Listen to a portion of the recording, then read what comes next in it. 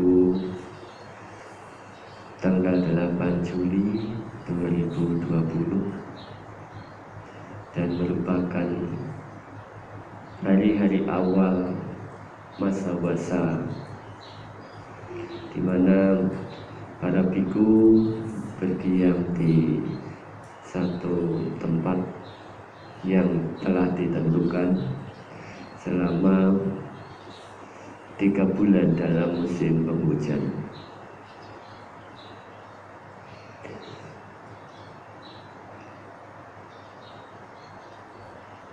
Dalam agama Buddha,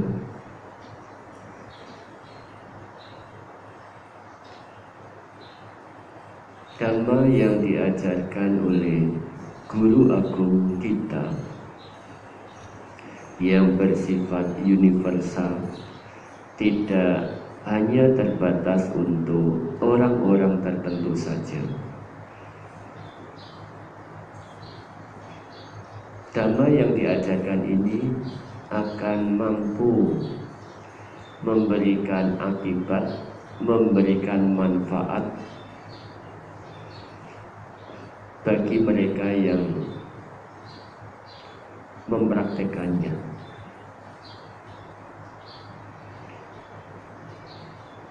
Sesuai dalam satu Buddha Subhasita, Dhammo hawe rakati dhammacari.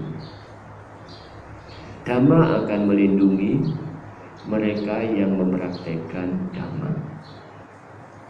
Siapa yang dapat mempraktekkan Dhamma, ajaran guru agung kita, semua makhluk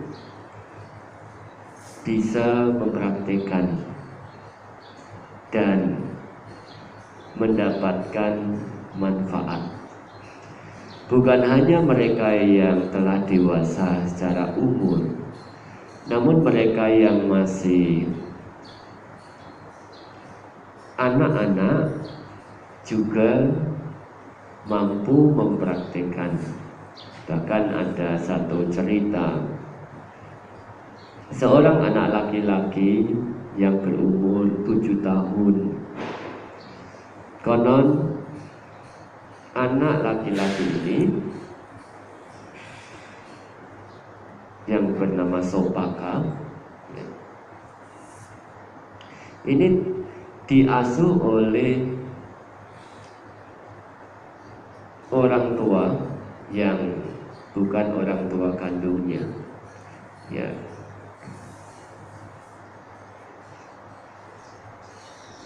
Dia tinggal dengan salah satu orang tua yang bukan orang tua kandungnya. Sehingga sebagaimana yang kita ketahui di masyarakat kita, kalau ada anak tinggal dengan orang tua yang bukan orang tua kandungnya, katakanlah ayah tiri atau ibu tiri, tentu kasih sayang yang diberikan kepada anak-anak ini berbeda dengan memberikan kasih sayang kepada anak kandung. Sopaka yang meskipun baru berumur 7 tahun, namun beliau tidak seperti anak-anak pada umumnya yang biasanya umur 7 tahun itu masih suka bermanja-manjaan, ya.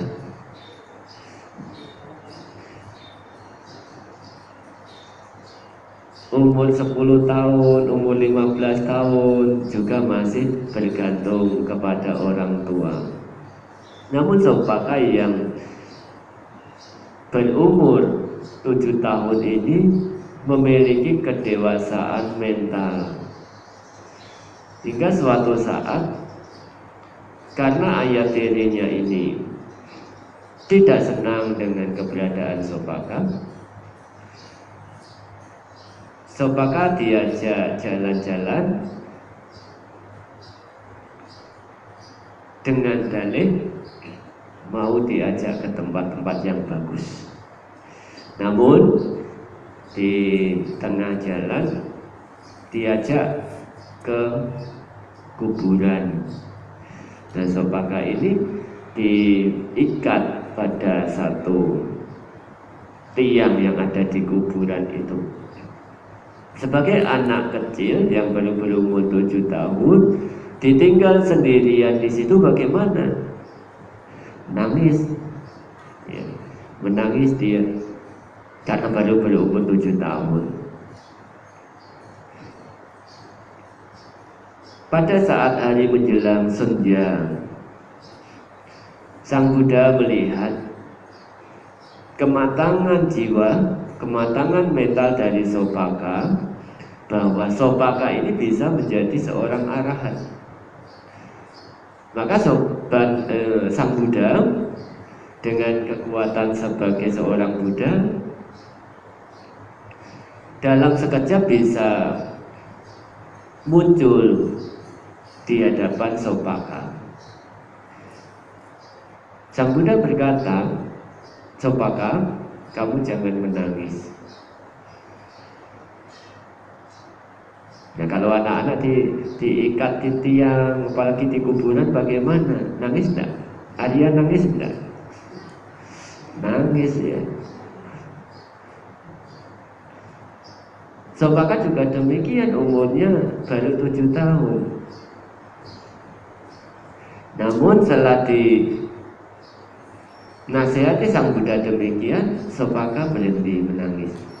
Dan di situ kemudian ada satu tanya jawab antara Sang Buddha dengan Sopaka yang dikatakan sebagai apakah yang satu itu, ya dimulai apakah yang satu itu dan seterusnya.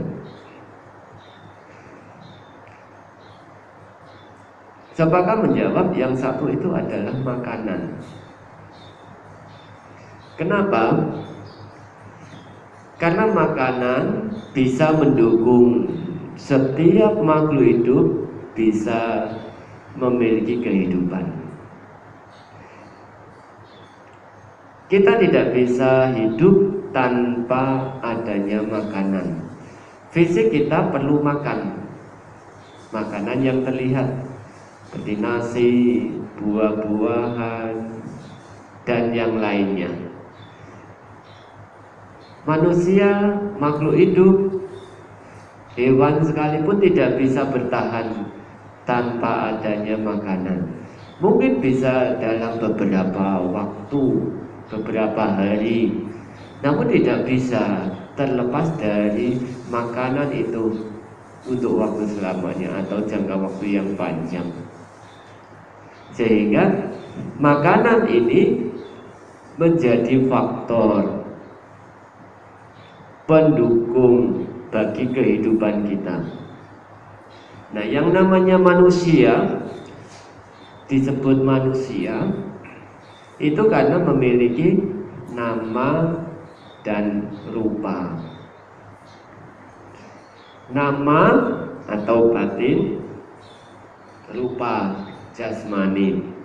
Jasmani terbentuk dari faktor-faktor, dari unsur, 4 unsur, ya. Unsur cair, unsur panas, unsur angin, dan unsur api. Air, api, angin, dan tanah. Ya, unsur padat, unsur cair, unsur udara, dan unsur panas. Sedangkan batin, yang namanya batin apa? Vedana, perasaan, sanya, ingatan, sangkara, bentuk-bentuk pikiran, winyana, kesadaran. Ini menjadi satu kesatuan yang disebut sebagai nama. Makanan di sini bukan hanya sekadar makanan fisik, tapi juga makanan batin. fisik diberi makan setiap hari, tapi batin tidak pernah diberi makan, ibarat tubuh kita tidak seimbang, panasnya terlalu tinggi, maka yang terjadi adalah sakit. Dinginnya terlalu tinggi, terlalu berlebihan, maka yang terjadi adalah sakit. Maka tubuh manusia, fisik kita ini perlu makan makanan padat. Batin juga demikian. Batin kita perlu makanan.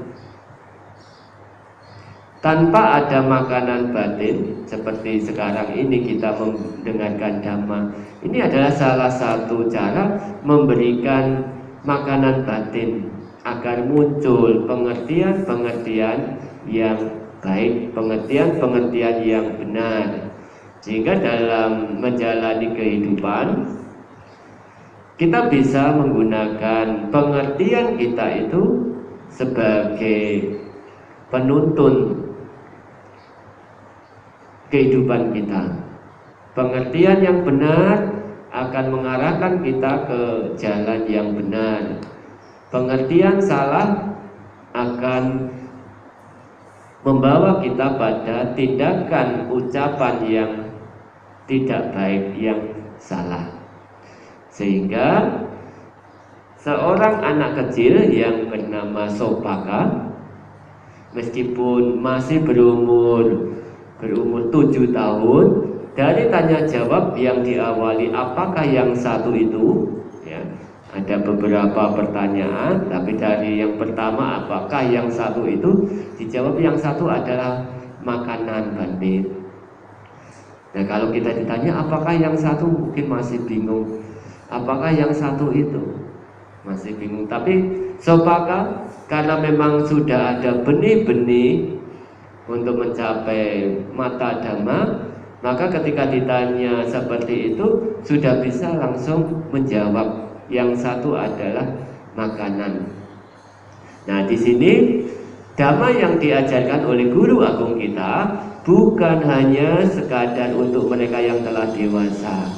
Kadang yang telah dewasa belum tentu mampu menjawab pertanyaan-pertanyaan atau menangkap Dhamma yang diajarkan oleh guru agung kita. Dhamma yang diajarkan guru agung kita, kalau tidak memiliki timbunan kebajikan di masa lalu yang cukup, meskipun kita sering mendengarkan Dhamma, tapi ibarat kita seperti bunga teratai yang masih ada di dasar laut, harus perlahan-lahan muncul ke permukaan. Kalau sudah sampai ke permukaan, seperti Sopaka sudah sampai ke permukaan, begitu ada matahari muncul, maka bunga teratai itu akan langsung mekar.